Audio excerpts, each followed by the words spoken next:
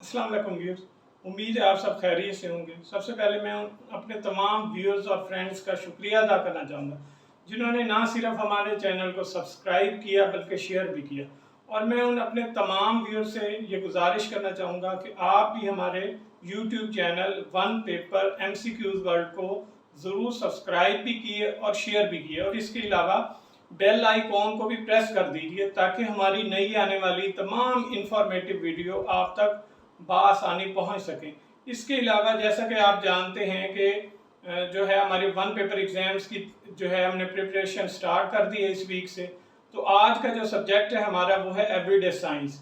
Everyday science बहुत ज़्यादा अहम सब्जेक्ट है क्योंकि ये CSS का जो कंपलसरी एग्ज़ाम है उसमें भी इसका एक पोर्शन शामिल होता है। इसके अलावा PPSC और FPSC या NTS OTS ये जितने भी वन पेपर एग्ज़ाम हैं एवरीडे साइंस उनका हिस्सा होता है। और हमारी ये कोशिश होगी कि हम जो है अपने वीडियोस के अंदर मोस्ट रिपीटेड MCQs को डिस्कस करें ताकि तमाम आने वाले वन पेपर एग्ज़ाम चाहे वो PPSC के अंदर हों या FPSC के, उनमें आप बेहतरीन मार्क्स ले सकें। तो आइए अब हम अपने मेन टॉपिक की तरफ आते हैं। आज जो हम मुख्तलिफ किस्म के रिपीटेड MCQs ले रहे हैं इसमें से सबसे पहला जो MCQs है वो है LDL is called as bad cholesterol. LDL का जो मुखफ़फ़ है वो ये है लो डेंसिटी लिपोप्रोटीन। हमारी बॉडी में अगर बैड कोलेस्ट्रॉल जो है वो ज़्यादा हो जाएगा यानी कि LDL, तो हमें मुख्तलिफ किस्म की बीमारियां हो जाएंगी।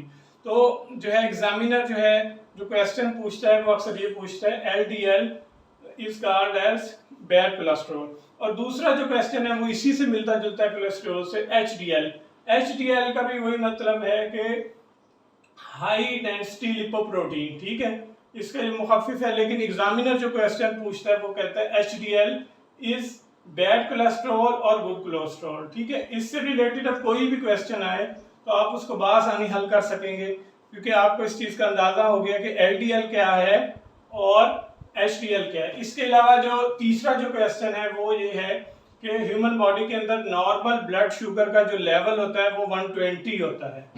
ये भी क्वेश्चन मोस्ट रिपीटेड क्वेश्चन है। इसके अलावा जो नेक्स्ट क्वेश्चन है वो आई से रिलेटेड है। हमारी जो आई होती है इसके अंदर दो किस्म के लिक्विड होते हैं। इन लिक्विड्स को कहा जाता है विट्रस humor और एक्वस humor। ठीक है, इस जो है ये जो 4 क्वेश्चन है इसमें एग्जामिनर जो सवाल पूछता है अक्सर वो ये पूछता है कि आई के अंदर कितने किस्म के लिक्विड्स होते हैं। फिर जो है वो विट्रस और एक्वस के बारे में भी वो क्वेश्चन कर सकता है। अगर वो जैसे मर्जी क्वेश्चन करे तो आप इसको बआसानी हल कर लेंगे। अच्छा, पांचवा जो क्वेश्चन है वो हमारी बोन से रिलेटेड है। जितने भी पेपर होते हैं वन पेपर, चाहे वो PPSC के थ्रू हो चाहे वो FPSC के थ्रू, उन एग्जाम्स के अंदर बोन से रिलेटेड अक्सर क्वेश्चन पूछे जाते हैं। सबसे पहले तो हम नॉर्मल जो क्वेश्चन जो कि हम सब जानते हैं कि टोटल ह्यूमन बॉडी के अंदर जो बोन्स की तादाद होती है वो 206 होती है, 206।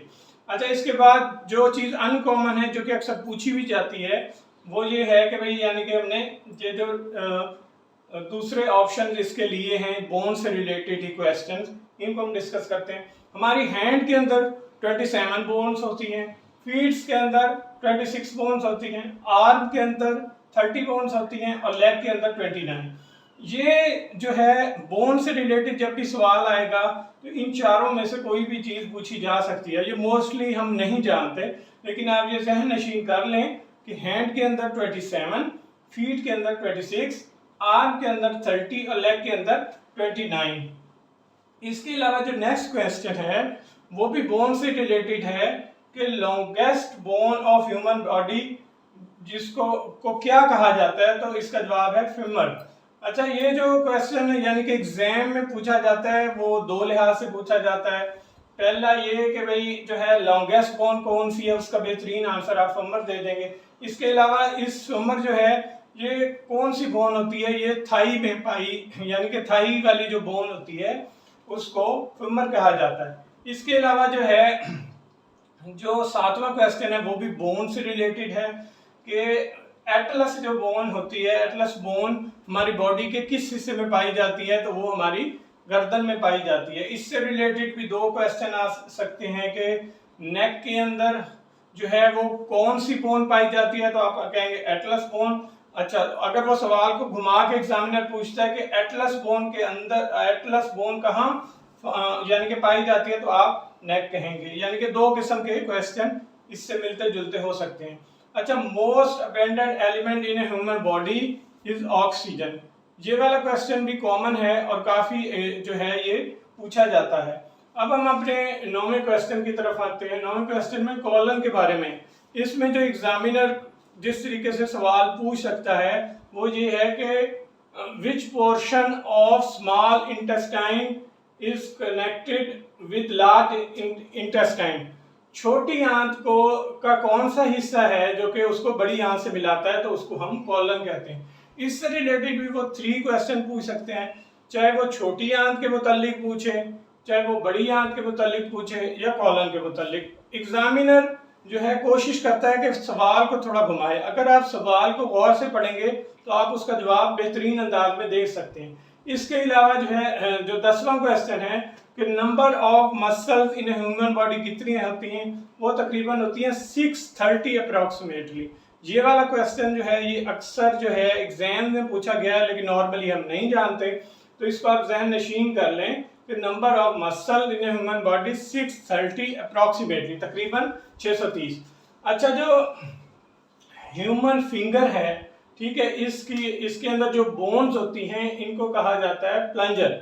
ठीक है, ये वाला क्वेश्चन भी काफी इंपॉर्टेंट क्वेश्चन है और अनकॉमन है, लेकिन आप इसको जो है जहन नशीन कर लें। इससे भी रिलेटेड 2 क्वेश्चन पूछे जा सकते हैं वन पेपर में। पहला के प्लंजर जो है वो कौन सी बोन्स को कहा जाता है, तो आप कह देंगे ह्यूमन फिंगर बोन। अच्छा, अब दूसरा जो क्वेश्चन है ह्यूमन फिंगर बोन्स कौन सी होती है, तो आप कह देंगे प्लंजर। अच्छा, जो है एग्जामिनर की, जैसे मैंने पहले क्वेश्चन किया है कि जवाब अक्सर हम जानते होते हैं, लेकिन वो सिचुएशन को थोड़ा सा घुमाता है। अगर आपको बात पूरी का पता है तो आप जो है आसानी से क्वेश्चन कर सकते हैं। इसके बाद जो 12 जो है हमारा 12वां जो MCQs है वो ये है कि बॉडी के अंदर जो वाटर की परसेंटेज है वो कितनी है, वो 63 to 65% है।